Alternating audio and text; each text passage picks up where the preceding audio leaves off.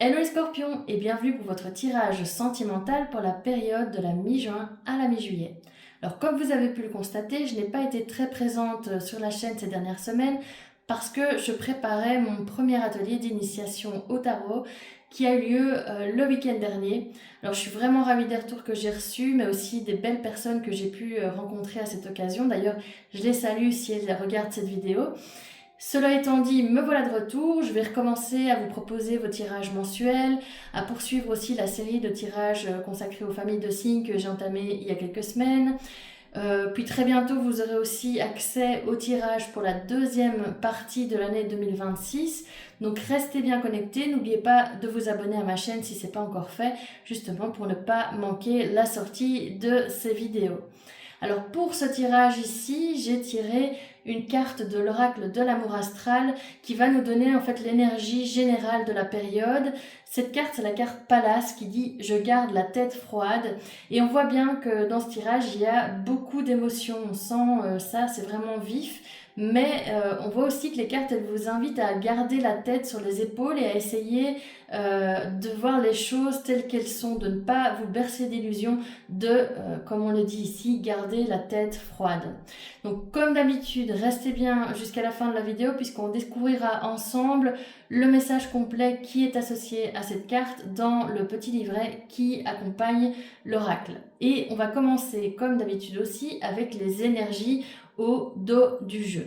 Alors, le valet de coupe est clarifié par la lune. Le valet de coupe, c'est une carte qui parle de sensibilité. Ça peut aussi parler de quelqu'un qui est un peu immature au niveau émotionnel ou d'une possibilité d'une ouverture affective. La lune, elle nous parle de flou, de doute et d'illusion. Donc si on combine ces deux énergies, on voit qu'il y a en fait du flou avec cette lune autour d'une relation, d'une situation sentimentale avec ce valet de coupe, d'une personne. Alors ça peut éventuellement être un signe d'eau puisque c'est des coupes, donc scorpion, cancer ou poisson. Évidemment, prenez ce qui résonne et moi je suis pas trop pour donner les signes parce que c'est pas vraiment les signes qui comptent, c'est plutôt les énergies de la personne. Donc ici, on peut parler d'un signe d'eau, mais prenez donc ce qui résonne chez vous. Donc ce qu'on voit, donc comme je vous le disais, c'est qu'il y a cette idée de flou autour de cette relation et qu'on ne voit pas encore les choses de manière très claire en fait. Et que cette situation, elle peut aussi créer une forme d'angoisse chez vous. Avec cette lune, il y a aussi une notion d'angoisse en plus des doutes et des illusions, etc.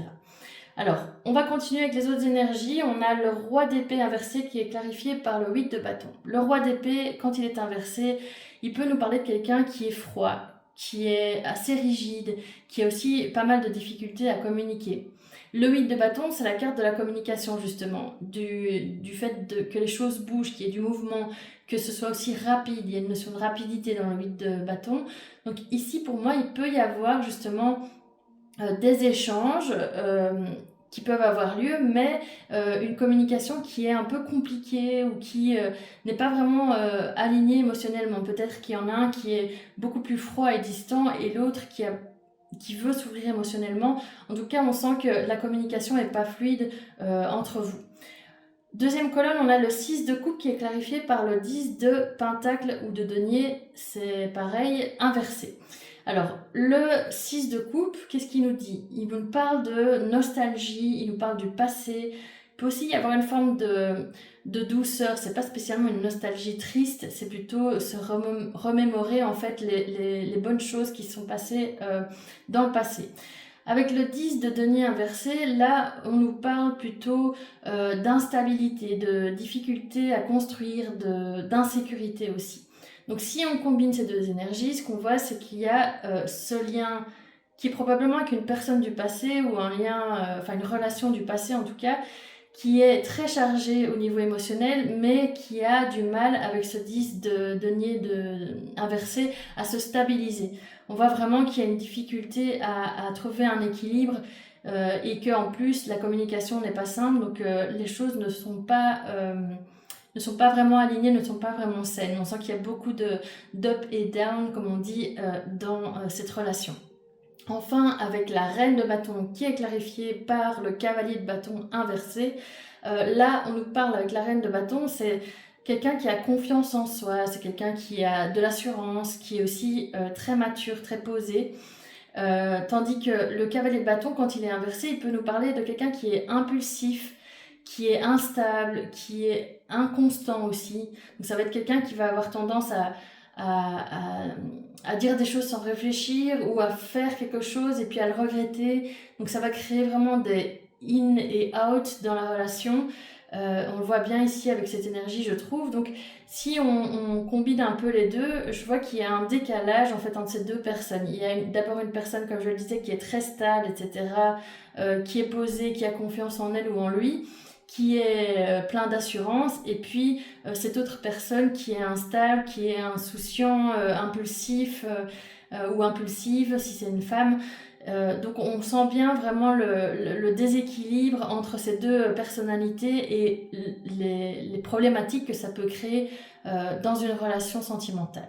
Donc globalement, si on devait résumer pour vous les scorpions, ce qu'on fait pendant cette période, ce que les cartes vous invitent à faire, c'est de ne pas idéaliser en fait une personne ou une relation et surtout de vous baser sur les actes concrets de cette personne plutôt que les promesses qu'il ou elle pourrait vous faire ou l'espoir que vous avez en vous que cette personne ait changé ou que les choses vont s'arranger ou vont évoluer. Alors, on va conclure, comme je l'avais dit, avec la lecture de la page qui est consacrée à la carte de Pallas dans le petit livret qui accompagne l'oracle de l'amour astral. Je vais essayer de la trouver assez rapidement. Parfois, ça vient tout seul et puis parfois, je dois chercher des heures. Enfin non, j'exagère. Voilà, donc la carte Pallas, qu'est-ce qu'elle nous dit ? Elle nous dit « Je garde la tête froide », donc comme on l'a vu ensemble, et voici le message.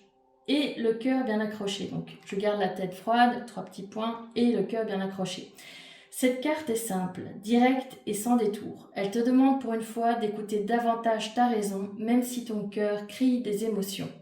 Tu dois cesser de te laisser emporter par tes vives passions qui te créent actuellement du tort pour retrouver un équilibre intérieur et écouter ce que ta tête a à te dire pour résoudre ton problème actuel.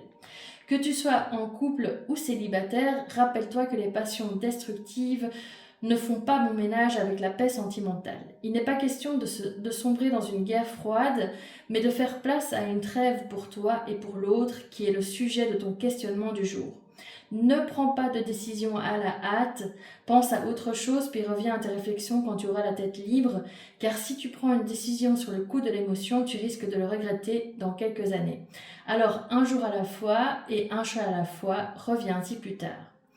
Indication astrale, si le soleil ou la lune passe sur Pallas. Bon, ça on va passer, c'est pas très intéressant. Qu'est-ce qui reste encore ? Si tu es célibataire, réalise un plan étape par étape pour surmonter ton défi du moment, que ce soit une rupture, une rencontre, une déclaration d'amour, etc., en fonction d'où tu en es dans ton processus amoureux. Si tu es en couple, cesse de faire la guerre à celui ou celle que tu aimes, jette les armes et lève le drapeau blanc.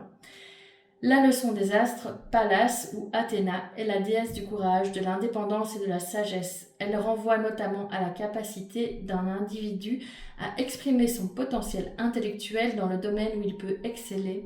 Elle représente également la violence et l'impulsivité, car elle est liée à la guerre et à la stratégie. Bon voilà, moi je trouve quand même que ça résonne bien avec tout le reste. On voit qu'il y a cette situation où vous avez beaucoup d'émotions, vous avez beaucoup de sentiments pour quelqu'un, mais cette personne elle est assez froide, elle a des difficultés à communiquer, elle sait pas trop ce qu'elle veut, elle est instable, alors que vous êtes plutôt ancré ou ancrée, mature, etc. Donc on sent bien qu'il y a des hauts et des bas et que vous êtes en train justement de réfléchir à tout ça. Et ce qu'on vous conseille, c'est de garder la tête froide, de ne pas vous laisser prendre dans ce tourbillon émotionnel, dans ces illusions qui pourraient, ou dans cette envie peut-être de garder cet espoir qui pourrait vous mener justement à ces illusions et à vous faire plus de tort que de bien.